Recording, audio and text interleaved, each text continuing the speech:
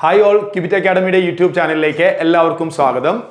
നമ്മൾ ഇന്ന് percentage part 2 ആണ് ഡിസ്കസ് ചെയ്യാൻ പോകുന്നത്. 7/1/2021 തൊട്ട് 25/2/2021 വരെയുള്ള ഷിഫ്റ്റുകളിൽ ചോദിച്ചിട്ടുള്ള NDPCന്റെ പ്രീവിയസ് ഇയർ ക്വസ്റ്റ്യൻസ് ആണ് ചെയ്യാൻ പോകുന്നത്.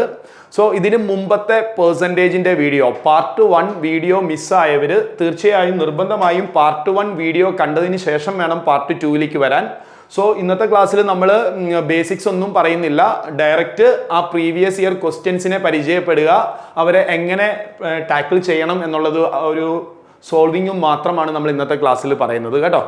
അപ്പോൾ നമ്മൾ ഡയറക്റ്റ് ക്വസ്റ്റ്യനിലേക്ക് പോവുകയാണ്. First question, x is less than y by 40%. Then y exceeds x by എന്നാണ് പറഞ്ഞിരിക്കുന്നത് അല്ലേ. X less than y by 40% എന്നാണ് പറയുന്നത്. വൈനേക്കാളും എക്സ് 40% കുറവാണ് അല്ലേ. കമ്പയർ ടു വൈ ആണ് എക്സ് 40% കുറയുന്നത്. സോ നമുക്ക് എന്ത് കൊടുക്കാം?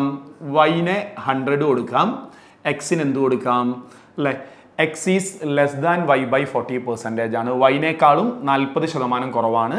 വൈ 100 ആണെങ്കിൽ എക്സിൻ്റെ വാല്യൂ നമുക്ക് എന്ത് കൊടുക്കാം? 100 - 40 60 കൊടുക്കുക അല്ലേ. ഇനിയും വൈ എക്സീഡ്സ് എക്സ് ബൈ, എക്സിനേക്കാളും വൈ എത്ര ശതമാനം കൂടുതൽ എന്നാണ് ചോദ്യം അല്ലേ. അപ്പം എക്സിൻ്റെ വാല്യൂ 60 ആണ്, വൈ 100 ആണ്. 60യേക്കാളും 100 എന്ത് കൂടുതലാണ്? 40 കൂടുതലാണ്. സോ വിത്ത് റെസ്പെക്ട് ടു ആരെ വെച്ചിട്ടാണ് പെർസെൻറ്റേജ് കാണേണ്ടത്? എക്സിനെ വെച്ചിട്ടല്ലേ. അപ്പം ഈ ഒരു 40 എക്സിൻ്റെ എത്ര പെർസെൻറ്റേജ് എന്നാണ് കാണേണ്ടത്. സോ അതിനുവേണ്ടി നമ്മൾ എന്ത് ചെയ്യുന്നു? 40 ഡിവൈഡഡ് ബൈ എക്സിൻ്റെ വാല്യൂ. So 40 divided by 60 × 100. സോ 40/60 × 100 ചെയ്താൽ നമുക്ക് അവിടെ കിട്ടുക എന്താണ്? 2/3 അല്ലേ. കഴിഞ്ഞ ക്ലാസ്സിൽ നമ്മൾ പറഞ്ഞായിരുന്നു ഈ ഫ്രാക്ഷൻസ് ഒക്കെ. 2/3ന്റെ വാല്യൂ എന്താ വരുന്നത്? 66 2/3%. സോ ആൻസർ വരിക ഓപ്ഷൻ എ ആയിരിക്കും. ഈ ഫ്രാക്ഷൻസ് ഒക്കെ പഠിക്കാത്തവരാണെങ്കിൽ കഴിഞ്ഞ ക്ലാസ്സിൽ നമ്മൾ കുറേ അല്ലേ ഫ്രാക്ഷൻസ് 1/2 തൊട്ട് അപ് ടു 1/20 വരെയുള്ള ഫ്രാക്ഷൻസിൻ്റെ ഈക്വലൻറ്റ് പെർസെൻറ്റേജ് പറഞ്ഞു തന്നിട്ടുണ്ടായിരുന്നു. അപ്പം അതെല്ലാം പഠിക്കണം നിങ്ങൾ, കാരണം പെർസെൻറ്റേജിലൊക്കെ അതിൻ്റെ ആപ്ലിക്കേഷൻ ഒരുപാട് വരുന്നതാണ് കേട്ടോ. So question number 2, 370 students appeared for an examination of which 352 passed. Find the pass percentage. നോക്കിയേ, ഇത്ര എളുപ്പമുള്ള ക്വസ്റ്റ്യൻസ് ആണ് NDPC ചോദിക്കുന്നത്.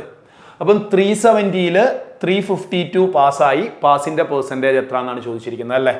അപ്പം പാസിന്റെ പെർസെൻറ്റേജ് കാണാനായിട്ട് എന്ത് ചെയ്താൽ മതിയാവും? പാസ് ബൈ ടോട്ടൽ അല്ലേ. പാസ്ഡ് കാൻഡിഡേറ്റ്സിന്റെ number by total students into 100.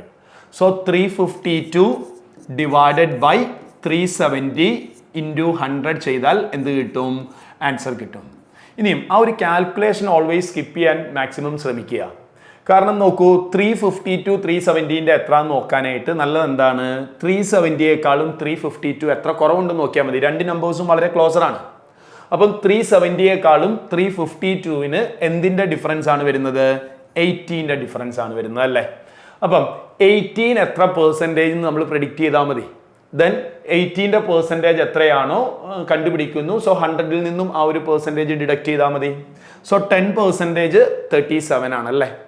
37ന്റെ പകുതി എടുത്താൽ 37ന്റെ പകുതി എടുത്തു കഴിഞ്ഞാൽ നമുക്ക് എന്ത് കിട്ടും? 18.5 കിട്ടും. അതിനർത്ഥം 18.5 എന്ന് പറഞ്ഞാൽ 5% ആണ്. സോ നമുക്ക് എന്ത് പറയാം? അപ്രോക്സിമേറ്റ്ലി 18 എന്തിന് ഈക്വൽ ആയിരിക്കും? അപ്പം 5% ആയിരിക്കും. സോ ആൻസർ വരിക 100 - 5. 100 - 5 95% കിട്ടും. Okay, clear? ഇത്ര എളുപ്പമുള്ള ക്വസ്റ്റ്യൻസ് ആണ് കേട്ടോ. അടുത്ത ക്വസ്റ്റ്യനിലേക്ക് പോകുന്നു. Question number 3, population of a town increased by 10. Every year present population is increased by 10% every year. Present population is 20,000. Next year it will be എന്നാണ് പറഞ്ഞിരിക്കുന്നത് അല്ലേ. അപ്പോൾ നോക്കൂ, കറണ്ട് പോപ്പുലേഷൻ 20,000 ആണ്. എല്ലാ വർഷവും 10% കൂടും. ആദ്യത്തെ വർഷവും 10 കൂടും, രണ്ടാമത്തെ വർഷവും 10 കൂടും അല്ലേ. ഇനിയും ഒരു വർഷം കഴിഞ്ഞാലുള്ള പോപ്പുലേഷൻ ആണ്. എളുപ്പമല്ലേ? ഒരു വർഷം കഴിഞ്ഞാലുള്ള പോപ്പുലേഷൻ കാണാൻ എന്ത് ചെയ്താൽ മതി? 20,000നോടുകൂടെ 10% കൂട്ടിയാൽ മതി. 20,000ന്റെ 10% അറിയും അല്ലേ. 2000 ആണ് വരിക. സോ ഒരു വർഷം കഴിയുമ്പോൾ ഉള്ള പോപ്പുലേഷൻ എത്ര കിട്ടും? 2000. ഓപ്ഷൻ എത്ര വന്നു? എ വന്നു. ഇപ്പോൾ ഇവിടെ ഒരു വർഷം കഴിഞ്ഞാലുള്ള പോപ്പുലേഷൻ ചോദിച്ചു. മേ ബി അത് 2 വർഷം കഴിഞ്ഞാൽ ചോദിക്കാം, അല്ലെങ്കിൽ 3 വർഷം കഴിഞ്ഞാലൊക്കെ ചോദിക്കാം അല്ലേ. ഇപ്പം 2 വർഷം കഴിഞ്ഞാലുള്ള പോപ്പുലേഷൻ കാണാൻ പറഞ്ഞാൽ എന്ത് ചെയ്യണം? അഗെയിൻ 22,000 മുകളിൽ എന്ത് ആഡ് ചെയ്യേണ്ടി വരും? 10% ആഡ് ചെയ്യേണ്ടി വരും. അല്ലെങ്കിൽ നമുക്ക് എന്ത് ചെയ്യാം? കഴിഞ്ഞ ക്ലാസ്സിൽ നമ്മൾ പഠിച്ചായിരുന്നു, ഒരു നമ്പറിന് മുകളിൽ സക്സസീവായിട്ട് 2% ഇൻക്രീസ് വരികയാണെങ്കിൽ അല്ലേ, ആ 2%ന്റെ ഈക്വലന്റ് കാണാനായിട്ട് ഒരു ഇക്വേഷനൊക്കെ നമ്മൾ എഴുതിയായിരുന്നു. x + y + xy/100. ആ ഒരു കോൺസെപ്റ്റ് ഉപയോഗിച്ച് ചെയ്യാം. 3 വർഷമാണെങ്കിൽ 20,000 മുകളിൽ എത്ര പെർസെൻറ്റേജിൻ്റെ ഇൻക്രീസ് ഉണ്ടാവും?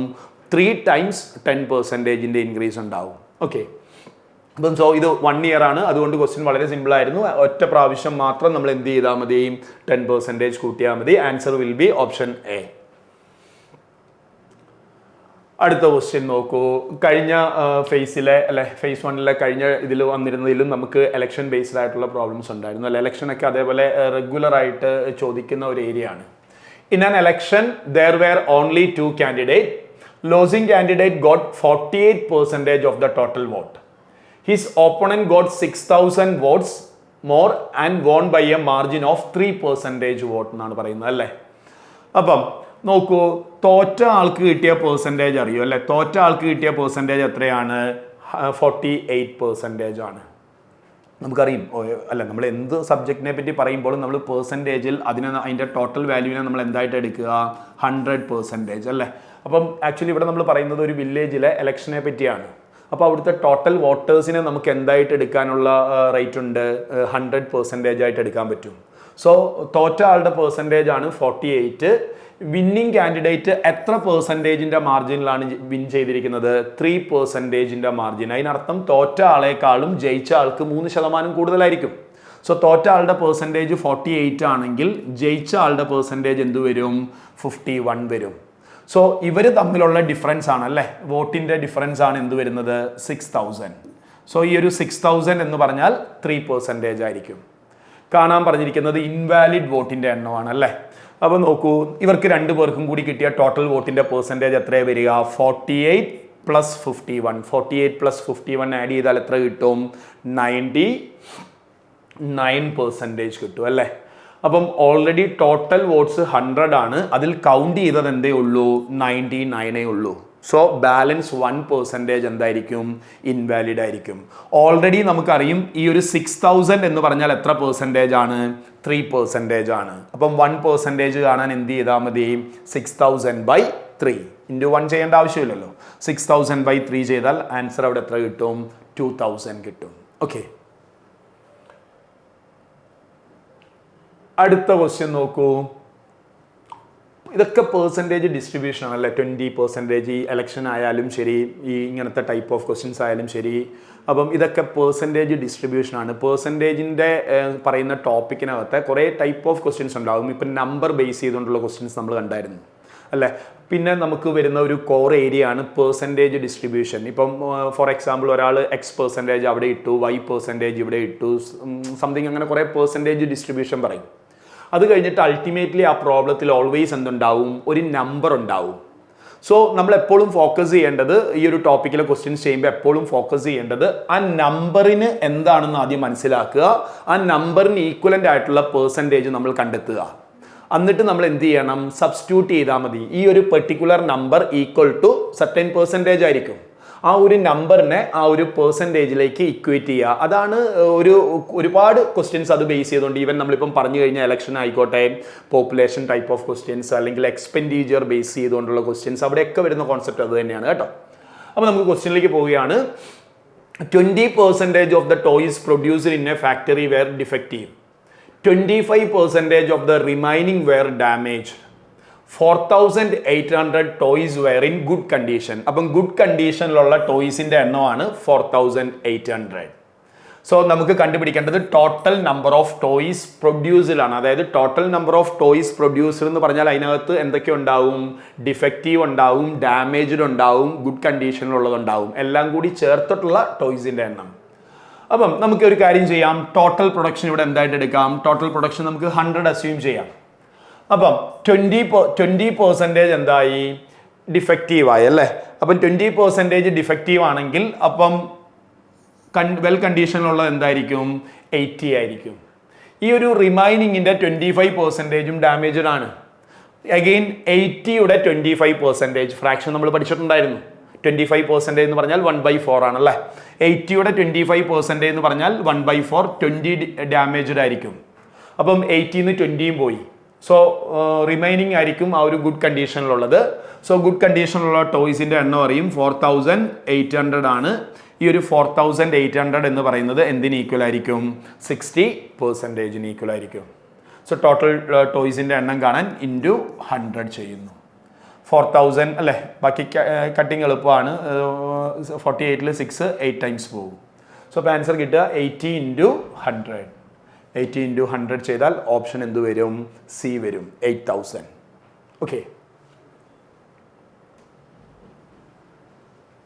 Question number 6.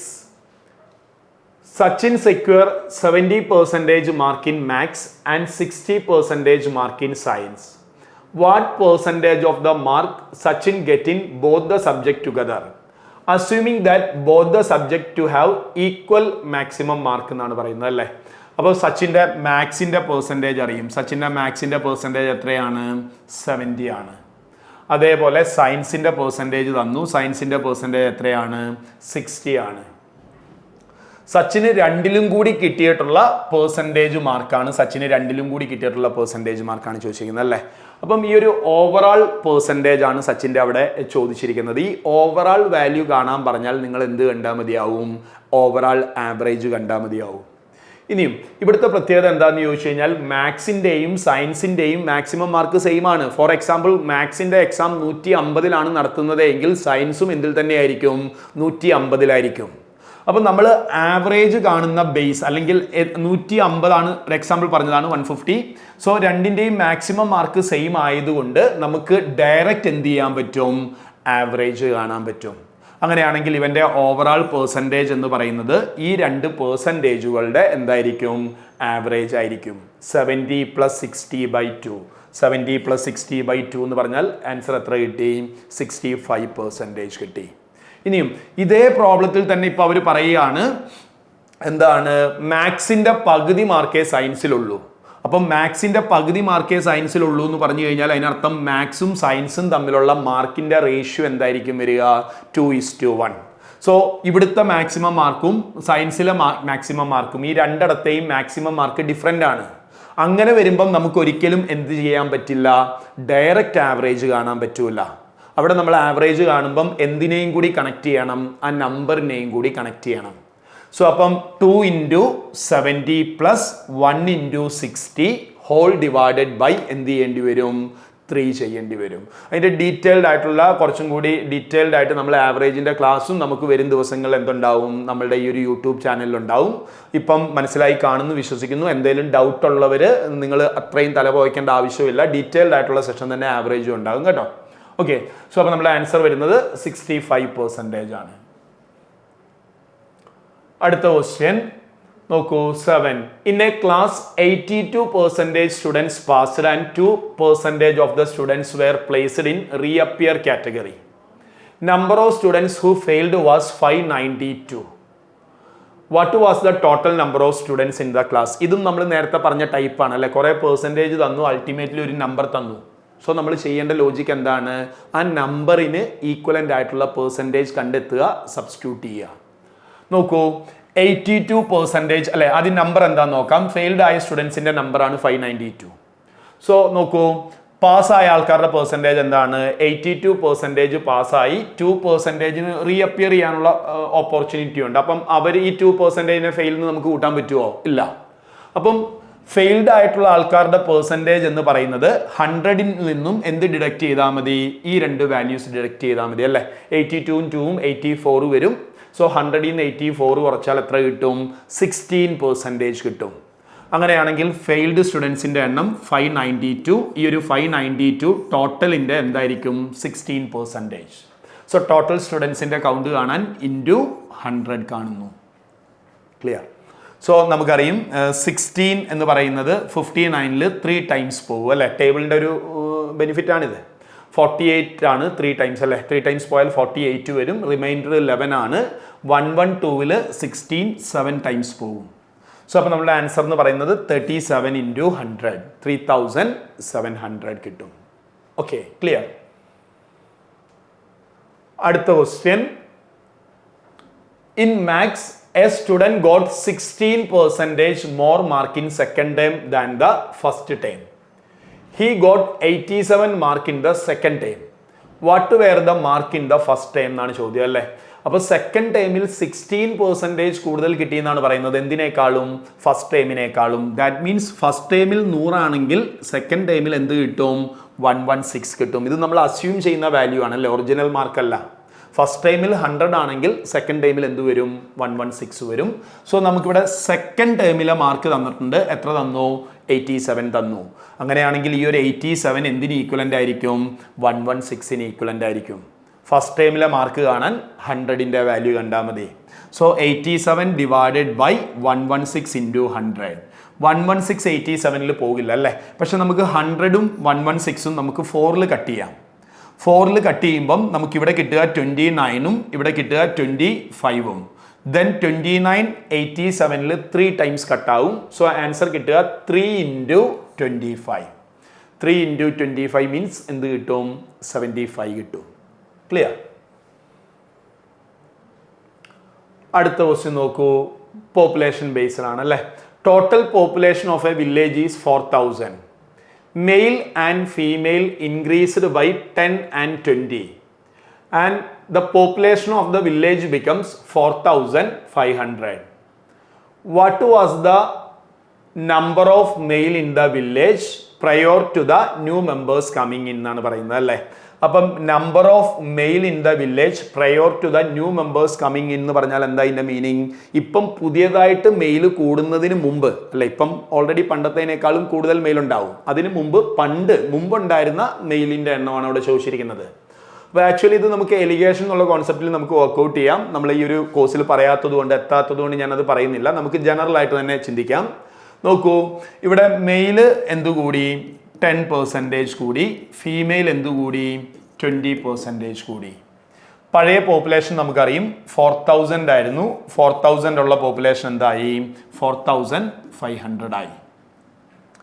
അപ്പം മെയിലിൽ 10% ഉണ്ട്, ഫീമെയിലിൽ 20 ആണല്ലേ കൂടുന്നത്. നമുക്കൊരു കാര്യം ചെയ്യാം, ഫീമെയിലും എന്ത് ഗ്യാരണ്ടീഡ് ആണ്? 20 എന്ന് പറയുമ്പം അല്ലേ മിനിമം നമുക്ക് എന്തെടുക്കാം? 10% എന്തായാലും ഞാൻ ഫീമെയിലിൽ നിന്നും എടുത്തു. അപ്പോൾ നമുക്കൊരു കാര്യം പറഞ്ഞുകൂടെ? കോമൺ ആയിട്ട് മെയിൽ ആൻഡ് ഫീമെയിൽ ടുഗദർ, രണ്ട് പേർക്കും കൂടി കോമൺ ആയിട്ട് എത്ര പെർസെൻറ്റേജ് ഇൻക്രീസ് ഉണ്ട്? 10% ഇൻക്രീസ് ഉണ്ട്. അപ്പം മെയിൽ ആൻഡ് ഫീമെയിൽ ടുഗദർ എന്ന് പറഞ്ഞാൽ നമുക്കറിയും 4000 ആണ് വരിക അല്ലേ. അപ്പോൾ 4000ൻ്റെ 10% എന്ന് പറഞ്ഞാൽ 400 വരും. അപ്പം രണ്ട് പേർക്കും മെയിലിനും ഫീമെയിലിനും 10% കൂടുന്നത് എങ്കിൽ നമ്മളുടെ പോപ്പുലേഷൻ എന്താകും? 400 കൂടും. അങ്ങനെയാണെങ്കിൽ പോപ്പുലേഷൻ എന്തായി മാറും? 4400 ആയി മാറും. ഇവിടെ ആക്ച്വലി പോപ്പുലേഷൻ 500 കൂടി. അപ്പോൾ എന്തും കൂടി ഇനിയും കൂടാൻ ബാക്കിയുണ്ട്? ഒരു 100ഉം കൂടി കൂടാൻ ബാക്കിയുണ്ട് അല്ലെ, ഒരു 100ഉം കൂടി ബാലൻസ് ഉണ്ട്. ആ ഒരു 100 എന്ന് പറയുന്നത് എന്തിന് ഈക്വൽ ആയിരിക്കും? നമ്മൾ മാറ്റിവെച്ച ഫീമെയിലിൻ്റെ പെർസെൻറ്റേജിന് ഈക്വലൻ്റ് ആയിരിക്കും. നമ്മളിവിടെ ഫീമെയിലിൻ്റെ 10 എടുത്തിട്ടുള്ളൂ, ഇനി ഒരു ഫീമെയിലിൻ്റെ 10% കൂടി വരാനുണ്ട്. അപ്പം നമ്മളിവിടെ മാറ്റി വെച്ച 10% ആയിരിക്കും ആ ഒരു 100 എന്ന് പറയുന്നത് അല്ലേ. സോ 100 10% ആണെങ്കിൽ അവിടുത്തെ ഫീമെയിലിൻ്റെ കൗണ്ട് കണ്ടുകൂടെ? 100/10 × 100 ചെയ്താൽ ഫീമെയിലിൻ്റെ എണ്ണം കിട്ടും. 100/10 × 100 ചെയ്താൽ നമുക്ക് കണ്ടാൽ തന്നെ അറിയാം അല്ലേ. 10% 100 ആണെങ്കിൽ 100% 1000 ആയിരിക്കും. അപ്പോൾ ഫീമെയിലിൻ്റെ എണ്ണം 1000 ആയിരിക്കും. കാണേണ്ടത് മെയിലിൻ്റെ എണ്ണമാണ്.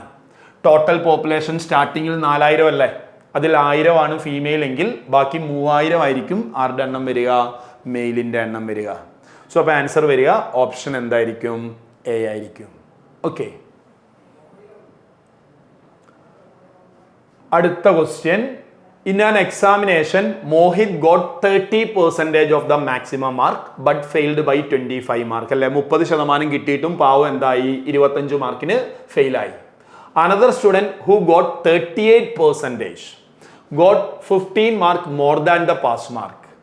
നെസസറി പാസ് പെർസെൻറ്റേജ് റിക്വയർഡ് എന്നാണ് ചോദിച്ചിരിക്കുന്നത് അല്ലേ.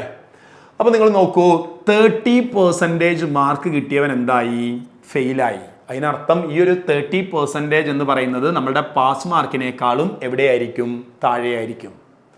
38% മാർക്ക് കിട്ടിയ ആള് എത്ര മാർക്കിന് പാസ്സായി? 15 മാർക്കിന് പാസ്സായി. അതിനർത്ഥം 38% എന്ന് പറയുന്നത് പാസ് മാർക്കിനേക്കാളും അല്ലെങ്കിൽ പാസ് പെർസെൻറ്റേജിനേക്കാളും എന്തായിരിക്കും?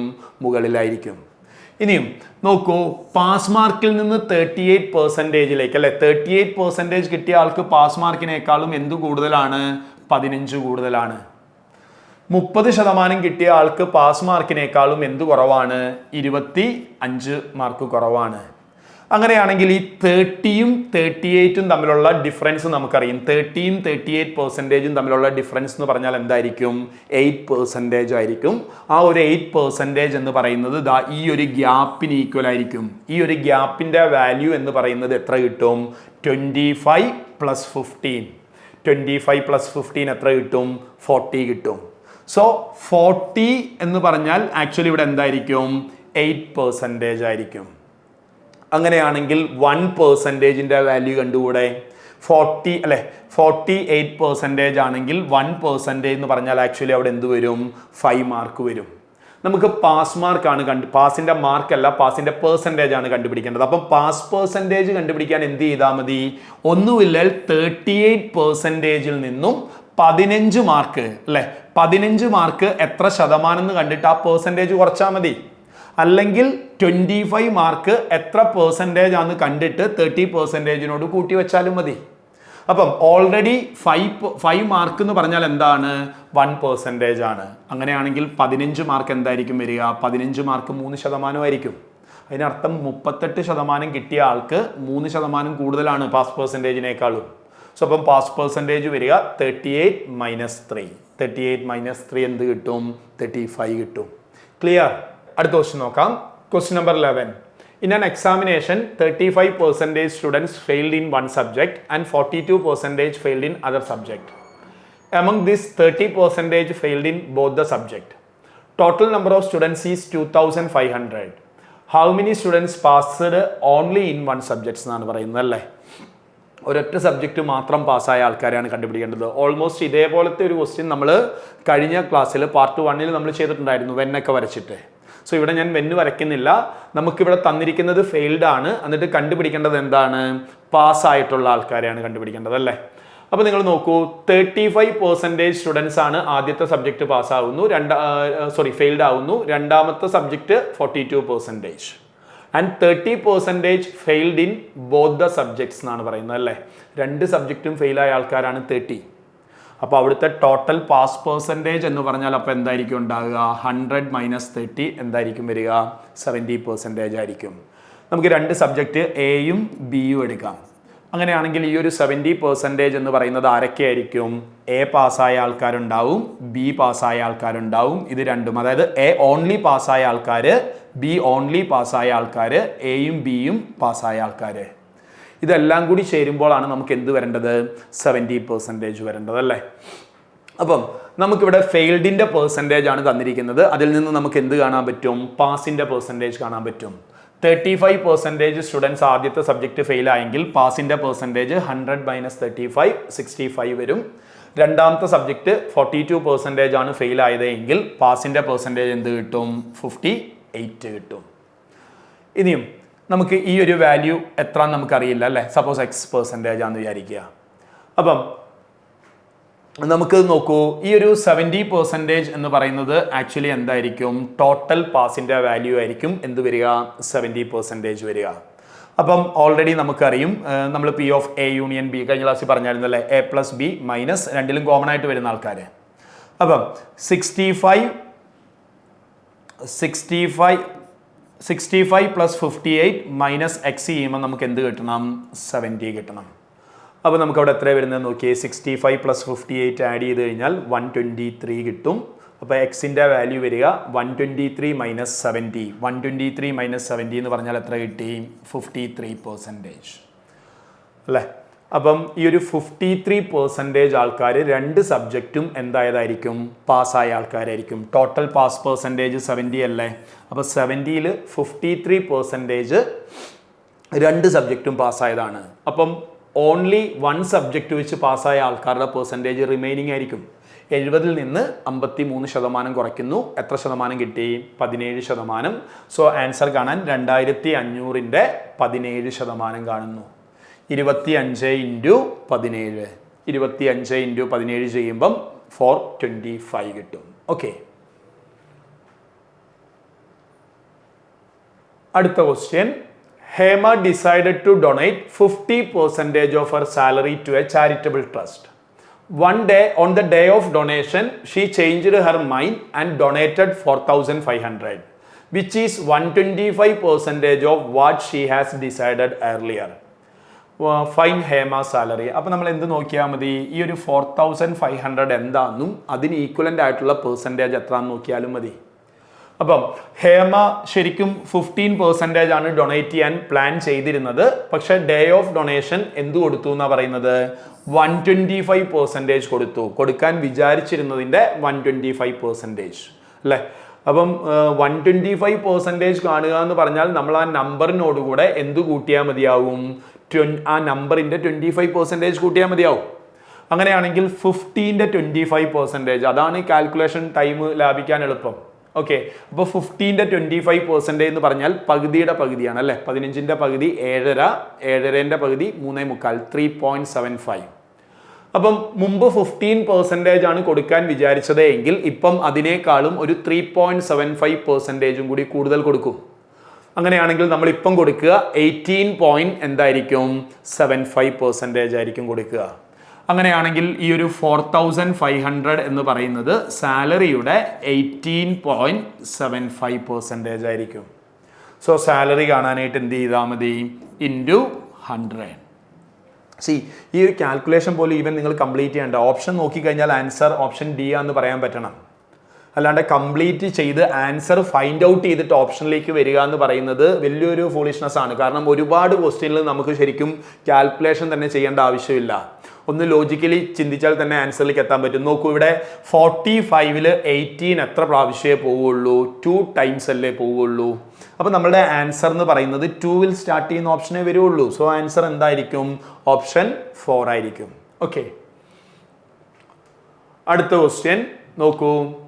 In an examination, 55% candidates passed in English, 35% candidates passed in Maths, 20% passed in both.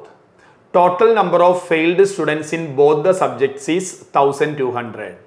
Find how many candidates took the exam എന്നാണ് ചോദ്യം. ഓൾമോസ്റ്റ് അല്ലേ എല്ലാത്തിൻ്റെയും പാറ്റേൺ ബേസ് മീൻസ് ഒരേ സ്റ്റൈലിലുള്ള ക്വസ്റ്റ്യൻസ് ആണ്. നമ്മളിപ്പം കുറച്ച് മുമ്പ് ചെയ്തു, പാർട്ട് 1-ൽ ചെയ്തു.